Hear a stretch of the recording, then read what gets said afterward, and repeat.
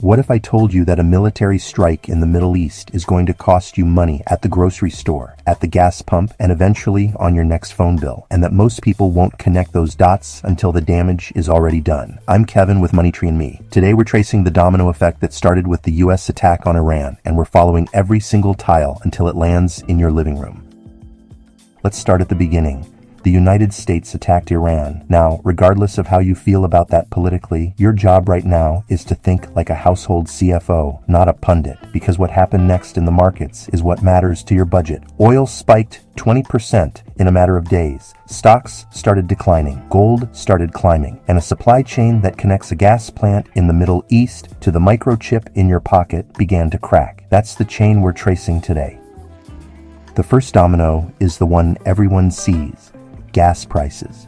When oil spikes 20%, that doesn't stay in the futures market. It moves to the pump, usually within a week or two. And here's the thing about higher gas prices that most people don't fully think through.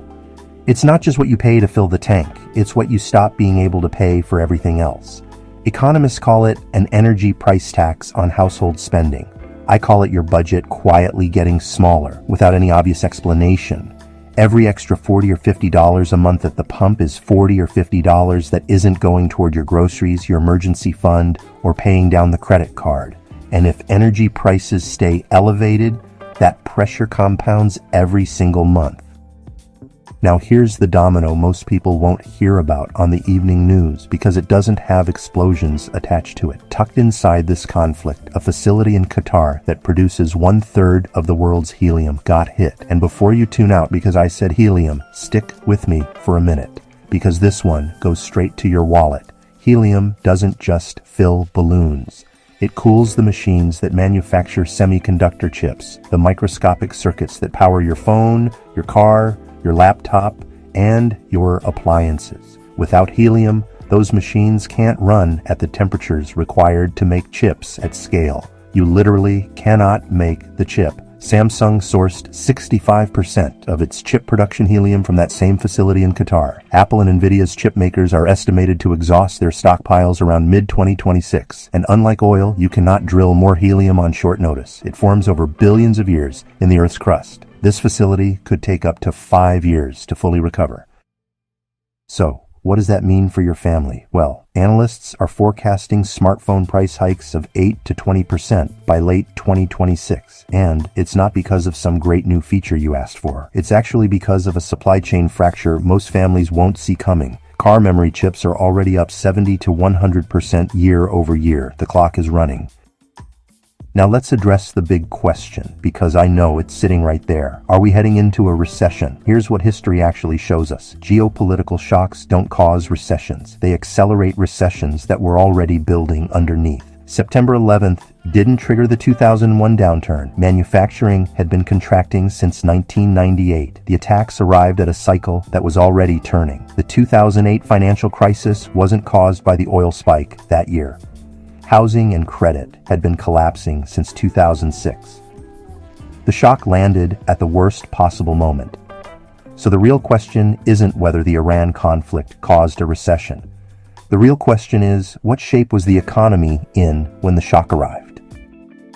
Here's the honest answer. About 20 months of mild softening in construction and manufacturing, roughly 132,000 jobs lost from the cyclical peak. That's real, but mild compared to prior downturns. Corporate profit margins are sitting near 16% right now. In past recessions, when shocks hit, margins were falling through 7 to 9%. The high margins give companies room to absorb pressure before they start cutting payrolls. So the corporate sector has more cushion than it did going into 2001 or 2008. But here's the thing. That cushion lives on company balance sheets, not yours, which is exactly why your household needs to move before the headline does. So here's what to actually do. 4 moves starting today. 1. Build a gas buffer into your budget right now. Run your monthly numbers as though gas costs 20% more than 6 months ago. If your budget breaks, something needs to give.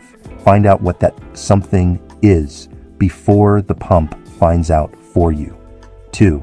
If you were planning on buying a new phone, laptop, or any major electronics, consider pulling that purchase forward before mid-2026, or set a price alert so you're not completely blindsided when costs jump. The stockpiles will run out around June or July. After that, prices move. 3. If you carry any variable rate debt, a home equity line, an adjustable rate mortgage, a variable personal loan, this is exactly the environment where accelerating paydown protects you. When supply chains crack and inflation stays elevated, rates tend to follow.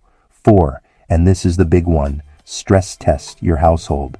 Ask yourself one honest question. If energy costs go up 15 to 20% and stay there for 6 months, what breaks first in my budget? The grocery buffer? The car payment margin? The minimum credit card payment? Find that answer now. You still have time to get out in front of it, because the domino is already falling. The question is whether your budget is directly in its path when it lands. If this connected some dots you hadn't connected before, do yourself a favor and subscribe. This is exactly what Money Monday is built for, not to scare you, but to prepare you before the headlines catch up to the reality already unfolding. Which domino concerns you most right now? Gas prices, the chip shortage, the recession question? I genuinely want to know where your head is. Until next time, I've been Kevin with MoneyTreeandMe, providing better security and ensuring better lives. Make it a great day.